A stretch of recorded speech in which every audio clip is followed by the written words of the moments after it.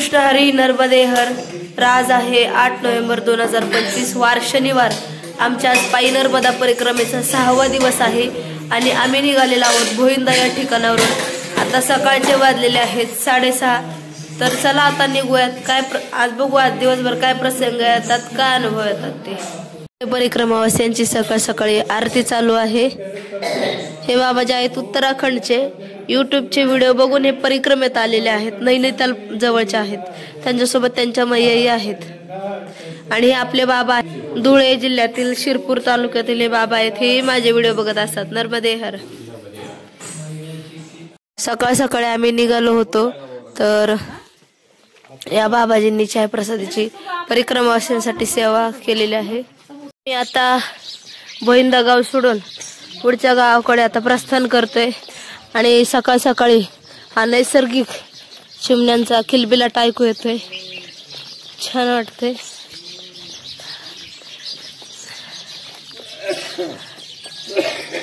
गाव सोडून आता आम्ही शॉर्टकट मार्गाने निघणार आहोत।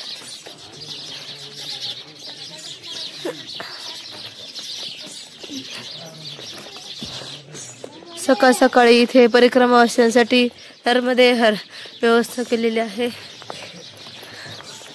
काय काय घर पडीक घर आहेत। सकाळ सकाळी चालायला थोडस आनंद वाटतो आणि थंडी असल्यामुळे माणूस न बसता कंटिन्यू चालत राहतो।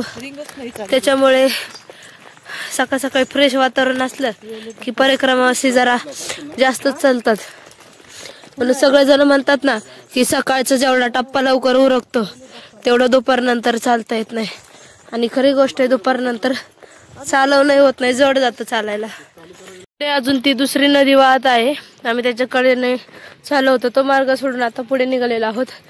परिक्रमेत असताना वाट कशी ओळखायची, हा एक रस्ता चाललेला आहे, आपण सरळ इकडनं येतो, आपल्याला वाटतं की हा सरळ अशा दिशेने जातो, पण तसं न जाता आता इकडनं पण एक वाट आलेली आहे। तर ज्या ठिकाणी अशी काहीतरी निशाणी असेल, आता इथे बाबळींवरती कापड टाकलेले आहेत, ते खाली रुमाल टाकलेला आहे, तेव्हा आपण समजावं की ही वाट आपल्या परिक्रमेची आहे। काय काय वेळेस कापड नसेल तर कसं ओळखायचं, असं खाली ज्या ठिकाणी जास्त चप्पलच्या निशाणी दिसतील त्या मार्गाने आपण निघायचं। सकाळ सकाळी सूर्योदय होत आहे आणि परिक्रमावासी या शेतीच्या कडेने चाललेले आहेत आणि थंडी असल्यामुळे थोडस चालणंही लवकर होतं, बसत नाहीत। अशा प्रकारे इकडे शेती आहे, कडेकडेने बाबळीच्या झाड आहेत।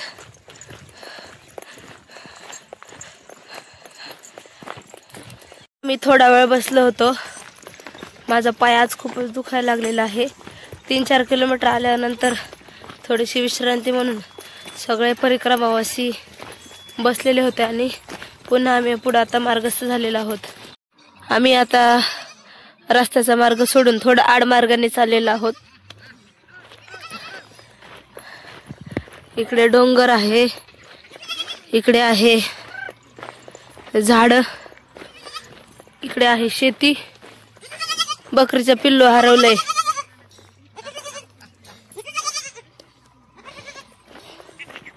म्हशी बघा कशा उधळल्यात आम्हाला बघून।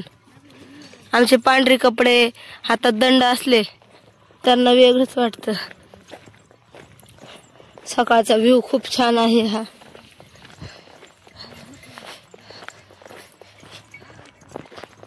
शेतीच्या कडेने, मैयाच्या कडेने बांधाने चालायला खूप आनंद येतो। डांबरेने कसं जमीन तापलेली असते, कडक वाटतं चालायला, पाय पण दुखतात। आणि अशा मार्गातून चाललं की आपण दिवसभर किती चाललोय हे कळत सुद्धा नाही, फक्त उन्हाचा थोडासा त्रास होतो। समोर एक छोटं मंदिर दिसत आहे, तिथलं एक महत्व आहे। पाठीमागच्या वर्षी चतुर्थीच्या दिवशी आमच्या आईने गुळ शेंगदाणे घेतले होते खायला, आणि त्या दिवशी आम्हाला एक 16 किलोमीटर भोजन भेटलंच नव्हतं। म्हटलं इथं येऊन आम्ही बसलो आणि खूप भुकेचा तडाखा होता. तुम्ही मागच्या व्हिडिओमध्ये बघितलं असेल, पाठीमागच्या वर्षी प्रचंड भूक लागली होती. नेमकं बसलो, गुळ शेंगदाणे काढायला ठेवले, बॅग काढेपर्यंत तोपर्यंत हेच ते ठिकाण आहे. इथून कुत्र्याने गुळ शेंगदाणे पळवले होते.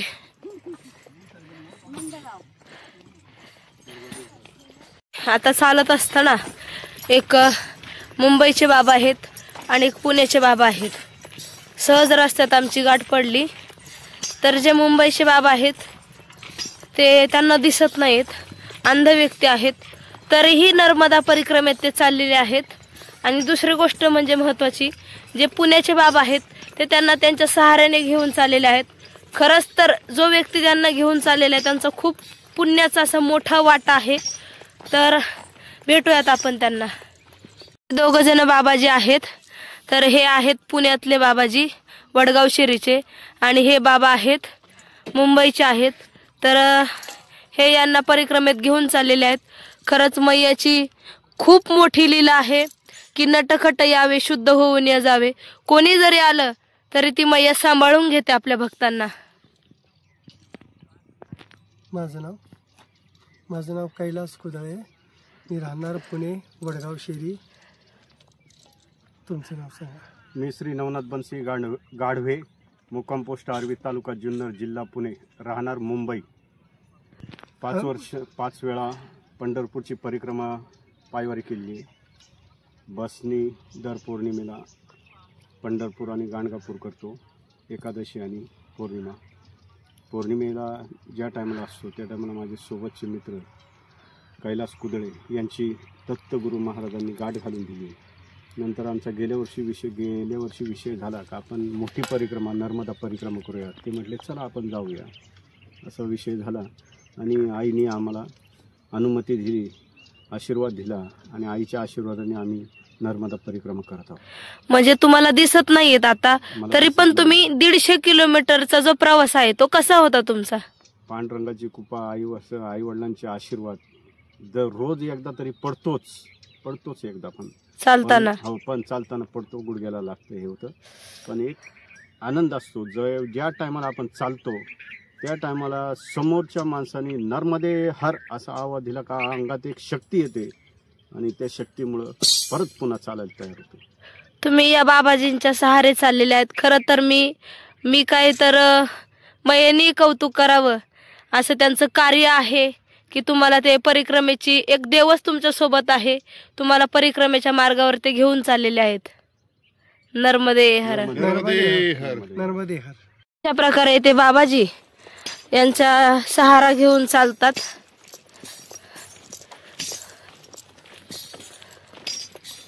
समोर आहे आंब्याचं झाड.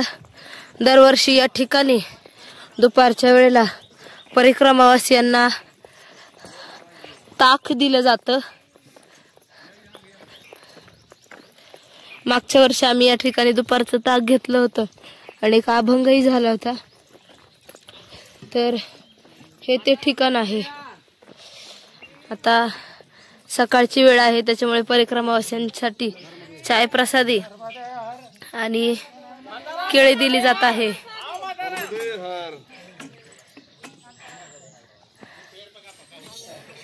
आनंदानं बोलवत आहेत परिक्रमावासियांसाठी. आताच आम्ही केळी प्रसादी आणि चाय प्रसादीचा आनंद घेतला आणि पुढे निघालो. तर राजस्थानवरून काही लोक आलेले आहेत, त्यांच्या बकऱ्या चारण्यासाठी. मेंढपाळ आलेले आहेत आणि इकडे उंट दादा पण आहेत. नर्मदे हर. मी आता ब्राह्मणगाव मध्ये प्रवेश केलेला आहे.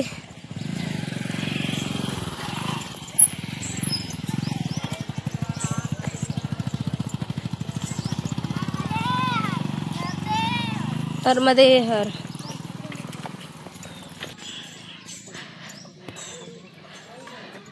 पुढे मैयाच्या किनारी एक आश्रम आहे, तिथे न थांबता आम्ही समोर लखनगावला निघणार आहोत. परिक्रमेमध्ये तहान लागली की कुठं अशी रस्त्यात घर वगैरे दिसली की तिथून असं पाणी घ्यावं लागतं.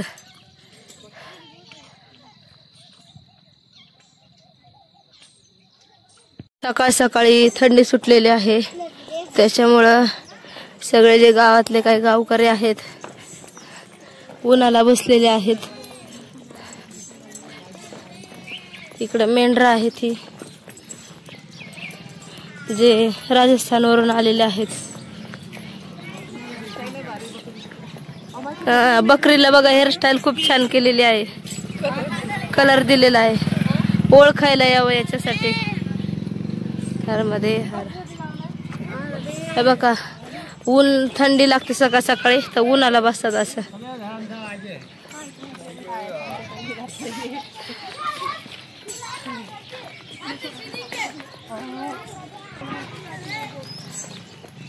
नर्मदे हर. इकडे आहे नागदेवतेचं मंदिर. नर्मदे हर. घरांच्या रचना ज्या आहेत खूप छान आहेत तिकडच्या.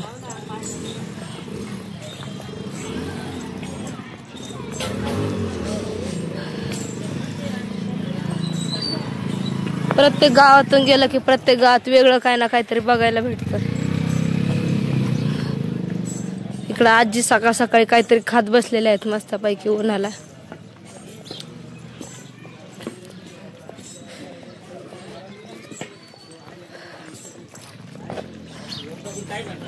थोड्याच वेळात आता मैयाचा किनारा येणार आहे. खलघाटला आमचं नर्मदा मैयाचं दर्शन झालं. त्यानंतर इथे परत पुन्हा एकदा ब्राह्मणगावला मैयाचं दर्शन झालेलं आहे. नर्मदे हर. नर्मदा परिक्रमा करत असताना एक परिक्रमेतलं वैशिष्ट्य सांगते की आपण बघा अशा जर वेशात असतो आपल्याला कुत्रे भुंकतात आणि आपल्या महाराष्ट्रात जर एखादा कोणी असा माणूस आला कुत्रे हात धुवून मागं लागले असते. पण नर्मदा खंडातलं एक वैशिष्ट्य आहे की किती तुम्ही चाला, कोणत्या गावातून जाऊन कशाही वेशात जा, तुम्हाला एकही कुत्र भुंकणार नाही. जवळजवळ आमचा 150 ते 200 किलोमीटरचा आता प्रवास झालेला आहे, पण एवढ्या गावातून आम्ही गेलो पण एकही कुत्र कोणावरही भुंकलेलं नाहीये. इथं कुत्रा आहे बघा, भुंकत नाही कुत्री. किती कोणत्या वेशात जा, कशाही रूपात जा, तुम्ही अजिबात हल्ला करत नाही. आता आपल्या महाराष्ट्रामध्ये तडातडा तोडून काढला असतो कुत्र्यांनी. बकरी आहे आणि बकरीचं पिल्लू बसले बघा आईजवळ, त्याच्या उन्हाला गरम गरम, खूप सुंदर आहे. नर्मदे हर. मी आलेलो आहोत मैयाच्या किनारी. इथे आहे नर्मदेश्वर महादेव मंदिर आणि पाठीमागे आहे आश्रम. काल सकाळी मैया बघायला भेटली, त्याच्यानंतर आता इथे मैयाचं दर्शन झालेलं आहे. आता परत मैयाचं दर्शन होणे नाही. दर्शन घेतलेलं आहे इथे आणि मंदिराच्याच पाठीमागे आश्रम आहे. इकडे हे जे आश्रम आहे, पाठीमागच्या वर्षी आम्ही दुपारची या ठिकाणी भोजन प्रसादी केली होती आणि समोर बालभोग चालू आहे, तिथे आम्ही चाललेलो आहोत. सकाळपासून आम्ही काही खाल्लेलं नव्हतं आणि आश्रमाची जे साईज आहे रुंद केलेली आहे, कारण छोटाच आश्रम होतं. परिक्रमावासी वाढलेले आहेत त्याच्यामुळे अजून थोडं वाढवलेलं आहे. नर्मदेश्वरांच्या मंदिरा पाठीमागे असलेला आश्रम आणि इथे परिक्रमावासींसाठी आता बालभोग आहे. परिक्रमावासी आतमध्ये आलेले आहेत आणि काही जण आता बॅगेत काही सामान ठेवतायत, बॅगेतून सामान काढतायत. सगळ्यांचं जे रूप आहे ते चेंज झालेलं आहे, कलर काळा पडलेला आहे.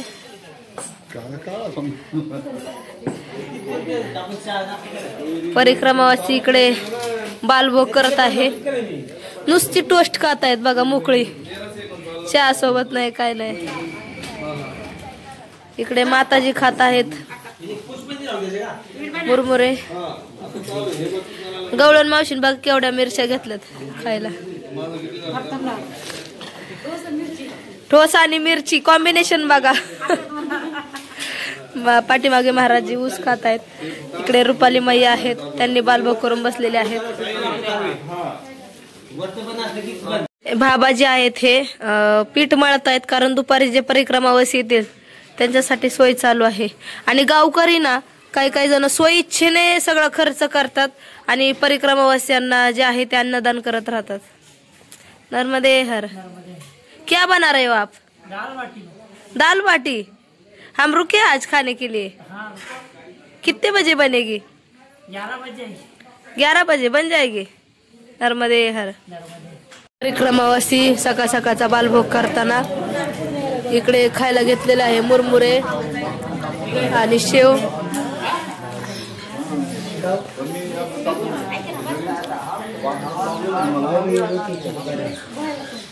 बालभोग केला आणि निघालो तर इकडे मैयाच्या किनारी सुंदर आणि असं खूप वर्षांपूर्वीचे मोठं वटवृक्ष आहे। खूप छान वाटते आणि दुपारी याची कदाचित खूप मोठी सावली पडत असेल। खूप मोठा वृक्ष आहे हा। इकडे आहे आमची मैया।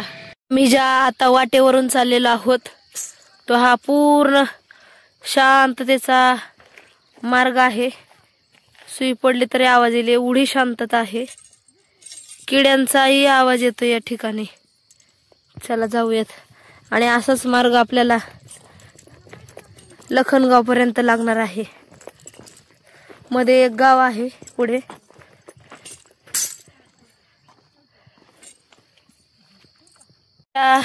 वाटेवरून चाललेलो आहोत तो पूर्ण निसर्गरम्य हे वातावरण आहे। कुठल्याही प्रकारचं ध्वनी प्रदूषण नाहीये किंवा अन्य कोणते प्रदूषण नाहीये। आणि असं जे प्रदूषण आहे ते आपल्या आरोग्याला एकदम स्वस्थ आहे। आणि या निसर्गाकडे बघून चालायला खूप आनंद येतो। खरं तर आपण शहरामध्ये राहतो तर सगळ्या प्रकारचं प्रदूषण असतं, त्याच्यामुळे आपलं स्वास्थ्य ते हानिकारक असतं। आणि खरं तर नर्मदा परिक्रमामध्ये हे असं अनुभवायला भेटतं एकदम नॅचरल पद्धतीने। पक्ष्यांचा किलबिलाट, त्यानंतर किड्यांचे आवाज, एकदम शांत वातावरण आहे। कुठल्याही प्रकारची गाडी नाहीये। छोटे छोटे डोंगर आहेत, बाबळीच्या झाडी आहेत, दुसऱ्या झाडी आहे। शांत वातावरण, अगदी गारवा पण लागतोय। आणि या निसर्गाच्या कडेने चालत असताना, झाडीच्या कडेने चालत असताना, या आनंदमय वातावरण चालत असताना कुठल्याही प्रकारचं ऊन लागत नाही, लागलं तरी ते जाणवत नाही। ते थोडंसं पाण्याचा डबका आहे। या डबक्याच्या इथे परिक्रमावासियांनी कपडे धुवून समोर वाळत घातलेले आहेत उन्हाला। कपडे धुवून ते हातात घेऊन वाळवण्यापेक्षा 5-10 मिनिटं आपले आरामही होतो। त्यानंतर इथे कपडे वाळवता येतात। आता काही दिवसापूर्वी पाऊस झाला होता, त्याच्यामुळे वाटेवरती पूर्ण चिखलाचा मार्ग बनलेला आहे। तर अशाही मार्गातून आपल्याला चालावं लागतं। तर कडेने छोटीशी वाट आहे, त्याच्या आधारे आम्ही चाललेलो आहोत। तर अशी वाट आहे बघा ही।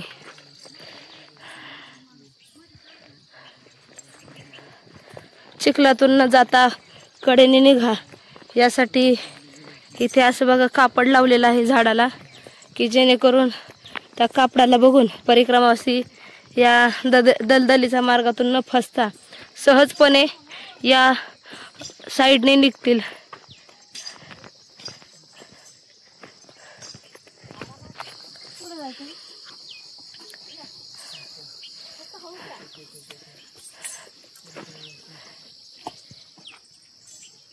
हा जो चिखलाचा मार्ग आहे तो आता संपलेला आहे आणि तो मार्ग सोडून परिक्रमावासी पुढच्या दिशेने निघालेले आहेत।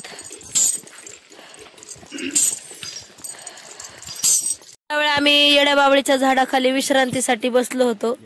विश्रांती झालेली आहे आणि आता परिक्रमावासी पुढे निघणार आहेत, कारण आता वाजलेले आहेत 10। आश्रम आहे इथून 4 किलोमीटर अंतरावरती। परत पुढे जाऊन कपडे धुवायचे आहेत, ती वाळली पाहिजे, परत पुढे निघायचं आहे। समोर थोडस चालायला निघलो, परत पुन्हा 2 मार्ग आलेले आहेत। हा एक समोर कुठे गावात जात असेल आणि हे आहे लखनगावला जाण्यासाठी मार्ग। आणि हे जे गाव आहे हे आहे विश्वनाथ खेडा। तहान लागली होती, आमच्या मातोश्रीने घरून असं पाणी मागून घेतलेलं आहे.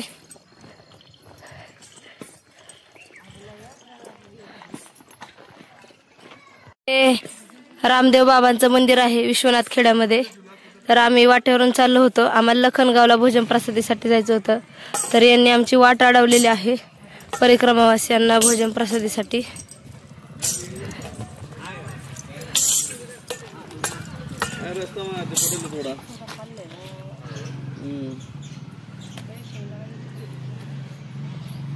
सगळेजण बसलेलो आहोत. तर या ठिकाणी चाय प्रसादीची व्यवस्था होती. महाराजींनी आडून सर्वांना चाय प्रसादी दिलेली आहे. परिक्रमावासियांनी त्याचा आनंद घेतलेला आहे. आणि आता थोड्याच वेळात आम्ही पुढे निघतोय. इथून 4 किलोमीटर वरती लखनगाव आहे. त्या ठिकाणी जाऊन भोजन प्रसादी करून कपडे धुवून थोडा आराम करून पुढे निघायचं आहे. महाराजांच्या इथे आम्ही घरी थांबलो. 2022 मध्ये आम्ही यांच्या घरी भोजन प्रसादी केली होती. त्यानंतर त्याच्या पुढच्या वर्षी केळी प्रसादी घेतली. पाठीमागच्या वर्षी केळी प्रसादी घेतली. आणि आजही आम्ही चिवडा खायला थांबलेला आहोत. मुरमुऱ्यांचा चिवडा खातला आणि त्यांनी ताकही दिलेला आहे परिक्रमावासियांना. दुपारचं मस्त सगळ्या परिक्रमावासियांनी ताक घेतलेला आहे आणि सुस्तावलेले सगळे. इथे केळीच्या बागेच्या इथं बसलो होतो लिंबाच्या सावलीला. तर निघालच होतो तेवढ्यात त्या बाबाजींनी आम्हाला हाक मारली आणि जवळजवळ 300 मीटर लांबून त्या आम्हाला केळी घेऊन आलेले आहेत. बघा ताजी ताजी केळी आणलेली आहेत. कसल्याही प्रकारचं केमिकल नाही, काय नाही, काय नाही.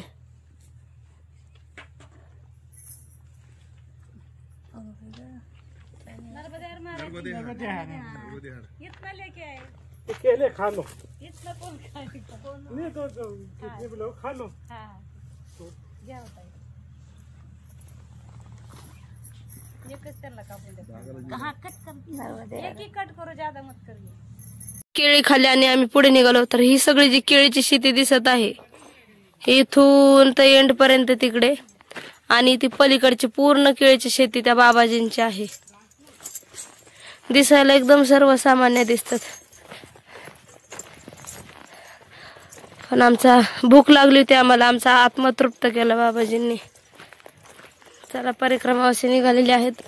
12:30 वाजलेत आणि लखनगाव इथून 1 किलोमीटर अंतरावरती आहे. लखनगाव फाटा आमच्यापासून आहे अजून 1.5 किलोमीटर अंतरावरती. सकाळी निघल्यापासून 16 ते 17 किलोमीटरचं आमचं अंतर झालेलं आहे. आणि दुपारचं ऊन पण झालेलं आहे. आता भूक पण लागलेली आहे.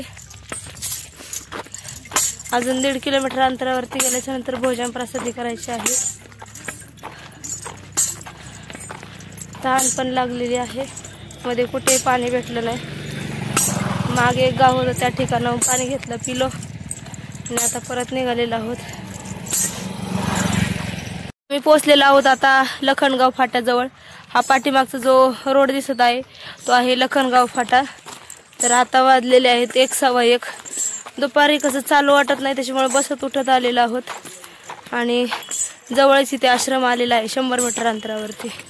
इकडे लखनगाव फाटा, समोर तिथे निळ्या पत्र्याच्या शेड जवळ आहे आश्रम, कैलाश आश्रम. परिक्रमावासी बघा कसे हळूहळू चाललेत.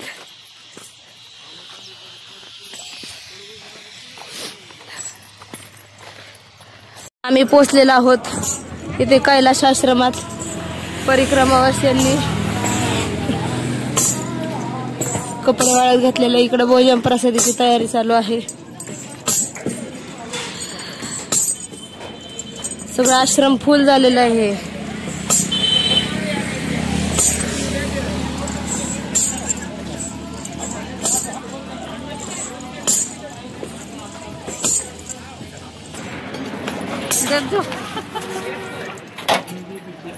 आम्ही जातोय आतमध्ये. तिकडे सगळं आश्रम फुल झाले. इकडेही जागा फुल झालीत आणि इकडेही फुल झालेलं आहे. परिक्रमावासी भोजन प्रसादीसाठी बसलेले आहेत आणि इकडे आपले परिक्रमावासी आराम करतायत. कपडे धुवून वाळायला घातलेले आहेत. आश्रमात आल्यानंतर त्यांनी लगेचच सांगितलं की भोजन प्रसादी करून घ्या, कारण की वेळ झालेला आहे, 1:30 वाजलेले आहेत, परत भोजन संपन म्हणून. भोजन प्रसादीमध्ये आहे कढी, भात आणि चपाती. चला मी भोजन प्रसादी करते, तुम्ही आनंद घ्या. 18 किलोमीटर चालून आल्यानंतर कढी भात आणि चपातीचा आम्ही आस्वाद घेतोय. भोजन प्रसादी केली, त्यानंतर कपडे धुवायची होती, कपडे भिजू घातली, कपडे धुतली आणि इथून पुढे 5 किलोमीटर वरती जायचं आहे. तर सगळे परिक्रमावासी आता आराम करतात. इकडे पलीकडे हॉल आहे, या ठिकाणी परिक्रमावासी आराम करतायत. इकडे पाणी पिण्यासाठी आहे रांजण, साईडलाच कपडे धुण्यासाठी आहे. इकडे आहे आंघोळीसाठी बाथरूम, तिकडे आहे वॉशरूम. आणि नर्मदा परिक्रमावासी जे आहे दुपारची विश्रांती करत आहेत. तर आम्ही थोडी विश्रांती केली आणि निघालेलो आहोत पुढच्या दिशेने. इथून पुढे तलवाडा आहे 5 किलोमीटर अंतरावरती. माझा थोडासा सर्दीने आवाज पण बसलेला आहे. तर चला निघूयात. केलेला आहे सगळ्या परिक्रमावासींनी प्रस्थान. इकडे दुपारची भोजन प्रसादीसाठी इकडे बनवलं होतं स्वयंपाक. पाठीमागच्या वर्षी आम्ही या ठिकाणी मुक्कामी थांबलो होतो.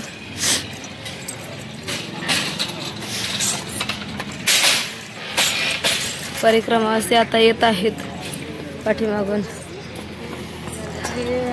नर्मदे हर मैया.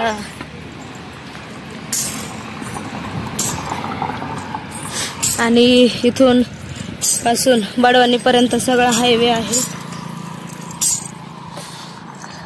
पाठीमागे एक दुकान होतं, तिथून मी बिस्लरीची बॉटल घेतली पाणी पिण्यासाठी. कारण की गेली 5-6 दिवस झाले इकडचं तिकडचं पाणी पितोय. ज्या ठिकाणी बिस्लरीचं पाणी भेटेल त्या ठिकाणी बिस्लरीचं पितोय. काय होतं, आपल्याला सवय नसते पाण्याची. आपण घरी कसं एकच पाणी पितो बिस्लरीचं, आणि इकडं आलं की बोरचं पी, विहिरीचं पी, याच्या घरचं पी, मयतलं पी. मयाच्या पाण्याने काय होत नाही, आणि इकडच्या तिकडच्या पाण्याने आपल्याला त्रास होतो. त्याच्यामुळे माझं इतकं घसा जाम झालाय. मी भेटेल त्या ठिकाणी बिस्लरी घेते, नसेल तर मग बाहेरच पिते. तर सगळ्यांनी जास्तीत जास्त पाणी प्या, कारण यंदा खूप ऊन आहे आणि जुलाब उलटीचा त्रास होऊ नये म्हणून जिथे बिस्लरी भेटेल त्या ठिकाणी बिस्लरीचं पाणी पित चालू. मी पाणी घेतलं आणि थोडंसं पुढे निघालो. पुढे निघाल्यानंतर माझे युट्यूबला व्हिडिओ बघणारे अनिल गाडे काका आहेत, ते सध्या सायकलने परिक्रमा करत आहेत. आणि त्यांचे सहकारी मित्र प्रदीप जोशी तेही इंदोरवरून आहेत. 2 जण काल निघाले होते. 80 किलोमीटरचा प्रवास करून ते इथपर्यंत आज आलेले आहेत. त्यांनी आईला माझ्या अगोदर बघितलं, नंतर मलाही त्यांना भेटून फार आनंद झाला. नर्मदे हर. आम्ही थोडंसं चालून आल्यानंतर इथे मंदिराच्या शेजारी बसलेलो आहोत विश्रांतीला, कारण 1.5 किलोमीटरवरती आश्रम आहे. पाय पण आज खूप दुखायला लागलेले आहेत, त्याच्यामुळे परिक्रमावासी बसलेले आहेत इथे. थोडा वेळ विश्रांती करतो आणि परत पुढच्या मार्गाकडे निघतो. सायंकाळचे आता 5 वाजलेले आहेत आणि आम्ही तलवाडा या ठिकाणी प्रवेश केलेला आहे. तलवाड्याच्या पुढे आहे देलवाडा. तर शहर लागलेलं आहे, म्हणजे आजपासून ते वडवानीपर्यंत सगळे शहराचेच गाव आहे आणि सगळा रोडचाच प्रवास असणार आहे. तलवाड्यात प्रवेश केल्या इथे फळाचं दुकान लागलेलं आहे. तर आम्ही नारळ पाणी पितोय, कारण विकनेस येऊ नये, कारण 2 दिवसात शुल्पाणी सुरू होणार आहे. एनर्जीसाठी नारळ पाणी चांगलं आहे, त्याच्यामुळे इथे पाणी घेतोय. आम्ही तलवाड्यात आलो. आश्रमात जागा फुल असल्या कारणाने इकडे मोकळं पटांगण आहे. त्या पटांगणामध्ये परिक्रमावासींची सोय केलेली आहे राहण्यासाठी. परिक्रमावासींनी इकडे आसन लावलेलं आहे.